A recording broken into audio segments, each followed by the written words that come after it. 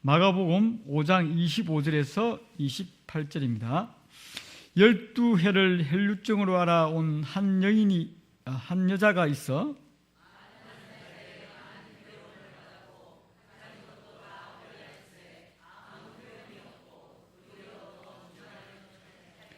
예수의 소문을 듣고 무리 가운데 끼어 뒤로 봐서 그의 옷에 손을 대니 이는 내가 그의 옷만 되어도 구원을 받으리라 생각함이라. 아멘. 예. 제가 몇 가지 사진을 준비했는데요. 일단 사진을 보시겠습니다. 예. 이 사람은 어디가 불편합니까? 예. 배가 불편하고 뭘 마셨어요? 가스알맹수를 마셨어요. 어떻게 아시죠? 예. 배가 더부룩하고 설사 이렇게 잘 소화가 잘 안 되시는 분에는 꼭 가스알맹수가 필요합니다. 가스알맹수는 가스알맹수인데 부채표 가스알맹수라고 아시죠? 예. 혹시 이걸 한 번도 안 드셔보셨다, 나는 속이 전혀 불편한 적이 한 번도 없다 하시면 손 한번 들어주시죠. 예. 그 다음 사진은 이분이 너무 살이 쪄가지고 사놓은 바지가 이렇게 안 맞는 거예요. 옷이 작아서 너무 불편합니다. 살이 쪄서 너무 불편합니다. 불편하면 뭐 해야 됩니까? 네. 운동해야 돼요, 운동. 할아버지도 할머니도 손자도 손녀도 다 운동해서 저 복부에 있는 저 불편함을 해소시켜서 저 작은 바지가 넉넉히 입을 수 있도록 그렇게 운동해야 됩니다. 여러분 운동하시죠? 예. 혹시 우리 김동장 주사님 허리 둘레가 너무 굵어서 바지를 많이 버리진 않았는지 걱정됩니다. 예. 불편함이 있는 거예요. 그 다음 사진. 이런 경험을 해보셨습니까? 예. 많은 버스 사람들이 꽉꽉 들어차고 옛날에 이렇게 기사님이 이렇게 너무 이렇게 사람들이 많이 탔어. 갑자기 가다가 이렇게 브레이크를 꽝 밟아가지고 사람들이 흔들어가지고 뒤로 들어가게끔 만드는 그런 시절이 있었습니다. 예. 지금도 사실은 출근 시간 되면 이 버스도 그렇고 지하철도 그렇고 많은 때문에 얼마나 불편함이 있는 줄 몰라요. 그죠? 전혀 모르는 사람한테 거의 붙어가지고 낑겨가지고 간다는 이 불편함이 우리를 얼마나 힘들게 만드는지 모릅니다. 출근길이 아주 지옥길 같은 그런 길이 되고 있는 것이 사실입니다. 그것을 해소하기 위해서, 그것을 해결하기 위해서 이분은 뭘 타고 출근합니까? 자전거를 타고 나홀로 전혀 이렇게 지하철과 이게 버스에 시달리지 않고 건강도 챙기고 자유롭게 출근을 하고 있습니다. 왜 제가 이 사진을 보여주는가 하면, 이 그림을 보여주는가 하면, 다 문제가 한 가지인데 그 문제가 뭡니까? 공통점이? 맞습니다.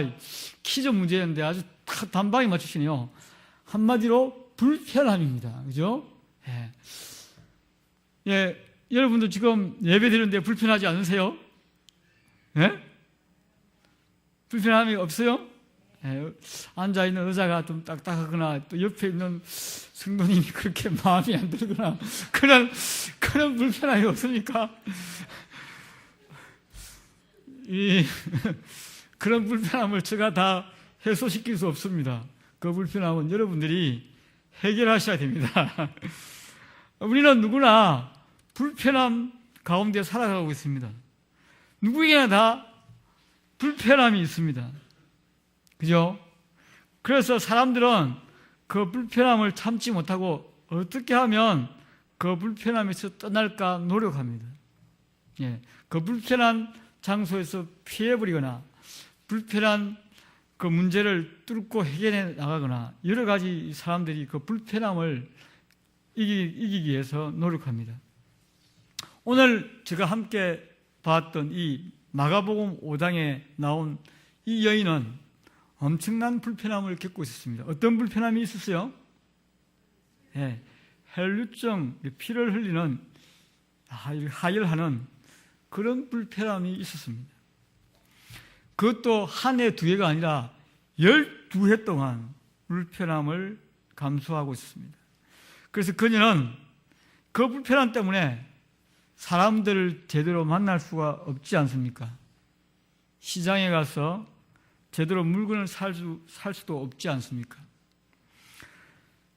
그녀의 생활의 불편함은 이루 말할 수 없었습니다. 이 질병이 걸린 다음으로부터 그녀의 삶은 엉망진창이 되고 오로지 집 밖으로 나가기가 두려운, 출입이 두려운 그런 불편함을 가지고 살았습니다.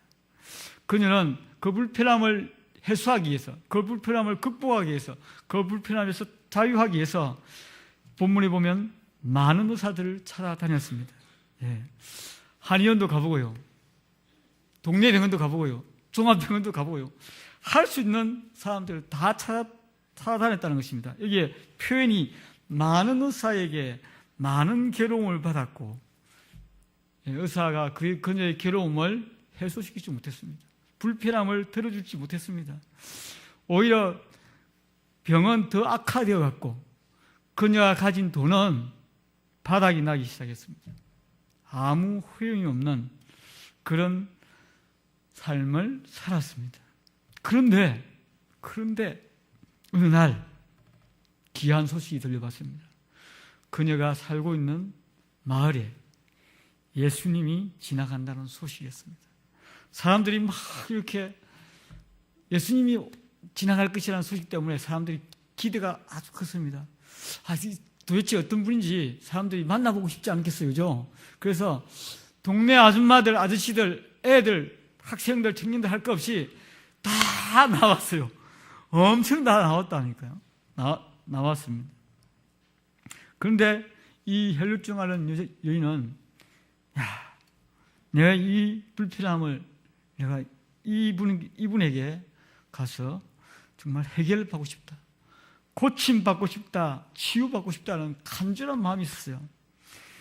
그래서 그녀는 바깥에 나가면, 그렇게 사람 많은 곳에 나가면 예상되는 불편함이 너무나 많아요.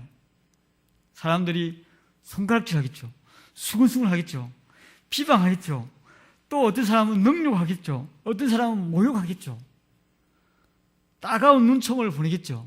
그 모든 것을 불구하고, 그 모든 것을 이겨내고 그녀는 누구에게 나갔어요? 예수님에게 나갔습니다.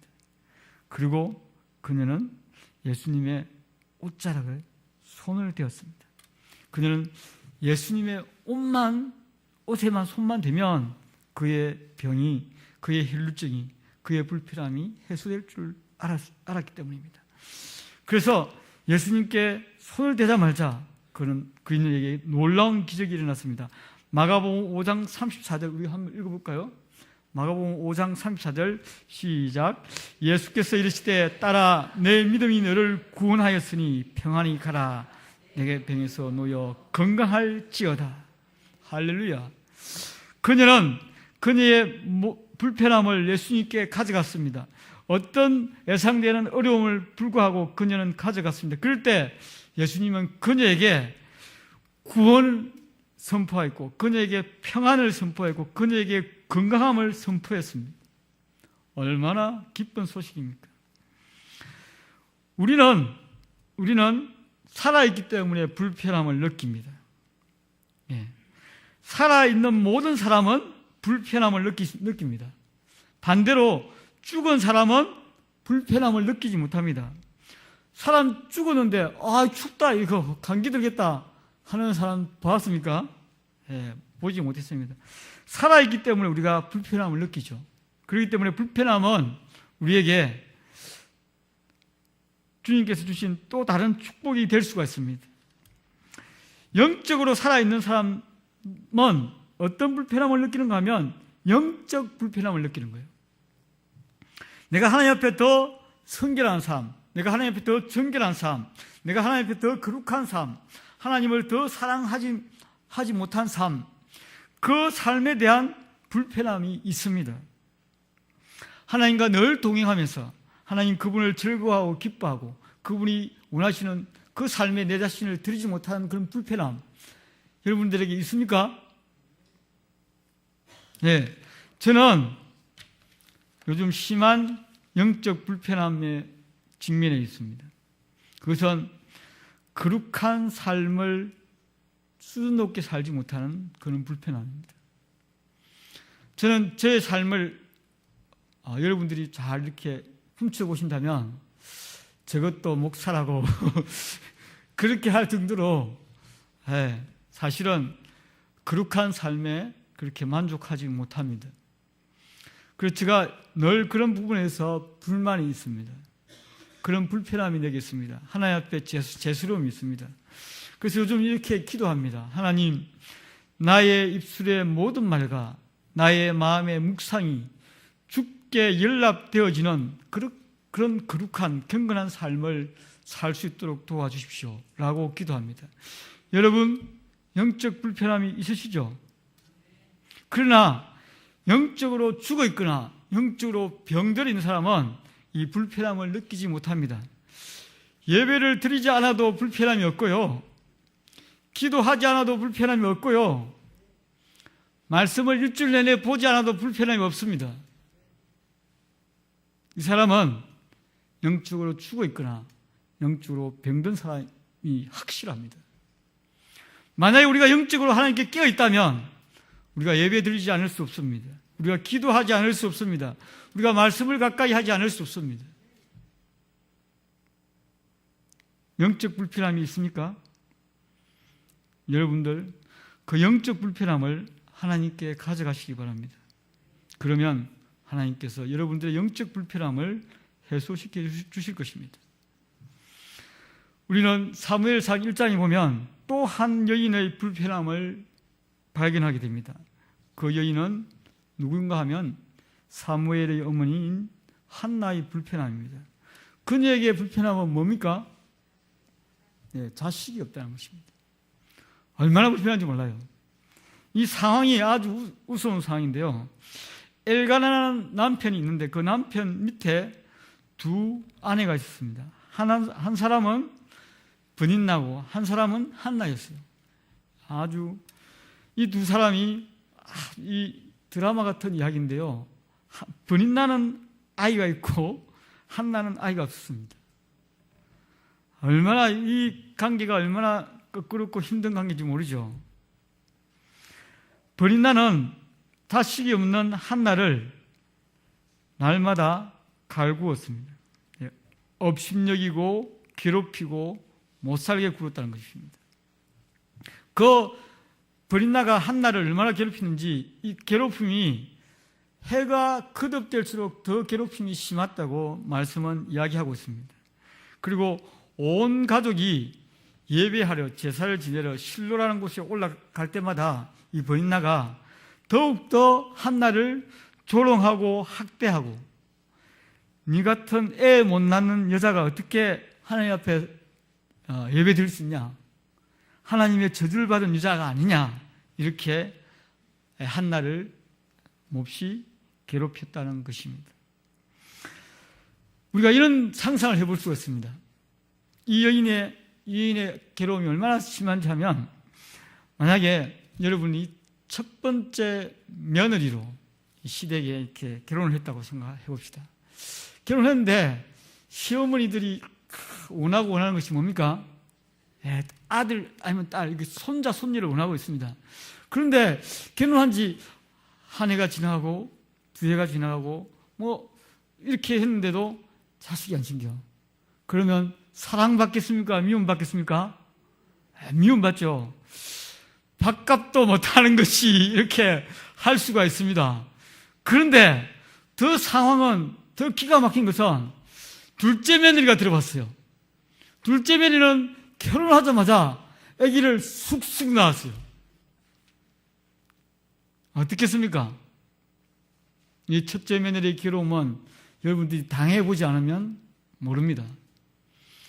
시어머니로부터 미움받고, 둘째 동서로부터, 자기 동생부터 멸시를 받는 그런 처지에 있는 사람과 똑같은 사람이 한나였습니다. 그래서 한나는 그런 자기의 불편함, 그런 어려움을 가지고 누구에게 나갔습니까? 예, 하나님께 나갔습니다. 우리가 사무엘상 1장 10절을 함께 읽도록 하겠습니다.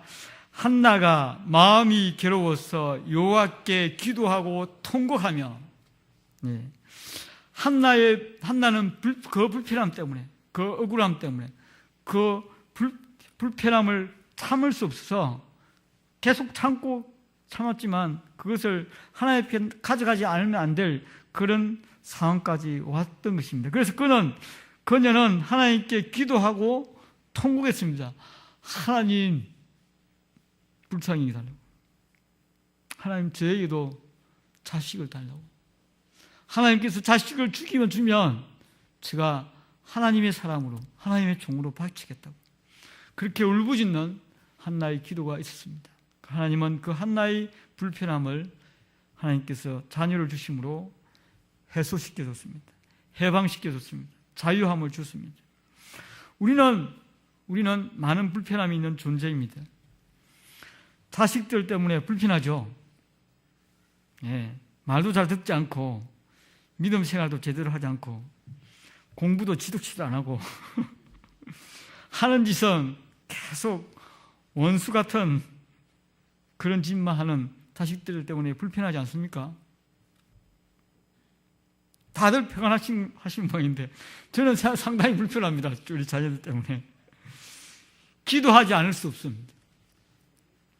여러분들의 자녀의 장래를 위해서 한나와 같은 그런 눈물의 기도를 하시기 바랍니다. 남편 때문에, 아내 때문에 불편하지 않으세요? 또 우리의 직장 때문에 불편하지 않습니까? 우리의 장래 때문에 불편하지 않습니까? 우리의 사업터 때문에 불편하지 않습니까? 또 어떤 사람은 우리의 건강 때문에, 자신의 나약한 건강 때문에, 또 어떤 사람에게는 실제적으로 아기가 생기지 않는, 임신하지 못한 것 때문에 불편함을 감수하고 있습니다. 불편함이 있습니다. 또 어떤 사람에게는 아주 고약한 이웃을 만나서 그 이웃 때문에 상당히 불편하고 있습니다. 여러분, 불편한데 왜 기도하지 않습니까? 저는 우리 교회 새벽 기도와 우리 교회 금요 기도에 대해서 잠시 이야기하고 설교를 계속하고도 합니다. 우리 교회가 공식적으로 이렇게 기도 모임을 가진 기도 모임은요, 새벽 기도와 금요 기도회입니다. 물론 주일날도 와서 기도하고 또 물론 수요일 예배도 와서 기도도 합니다. 그러나 기도에 집중할 수 있는 시간, 그것은 새벽 기도와 금요 기도회입니다. 여러분, 수많은 불편함이 여러분을 불편하게 만들지 않습니까? 여러분을 괴롭히고 있지 않습니까? 여러분을 통곡하게 만들지 않습니까? 그 문제 아직도 견딜만 합니까? 주님 앞에 나와서 기도하십시오. 밤을 지새우며 기도하시고요, 금식하며 기도하십시오. 그러면 하나님의 위로가 있게 됩니다. 우리가 만약에 기도하지 않으면 누가 불편하신가 하면 하나님께서 불편하십니다. 우리가 기도하지 않으면 하나님께서 너무 불편하신 거예요. 저 형제가, 저 자매가 내게 나와 엎드려 기도하면 내가 놀라운 응답으로 그를 새롭게 하고 그를 자유케 할 것인데 얼마나 답답하겠습니까? 제발 와서 내게 엎드리라. 제발 와서 내게 무릎 꿇으라. 그렇게 말하지 않습니까?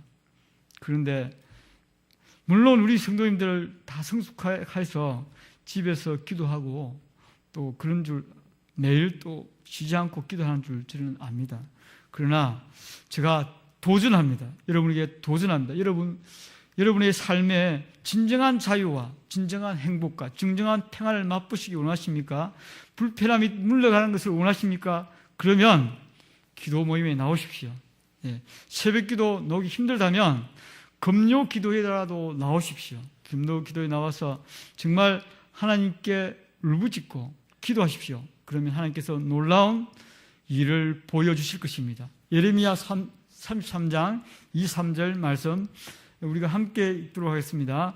이를 행하시는 여호와, 그것을 만들어 성취하는 여호와, 그의 이름을 여호와라는 이가 이같이 이르노라.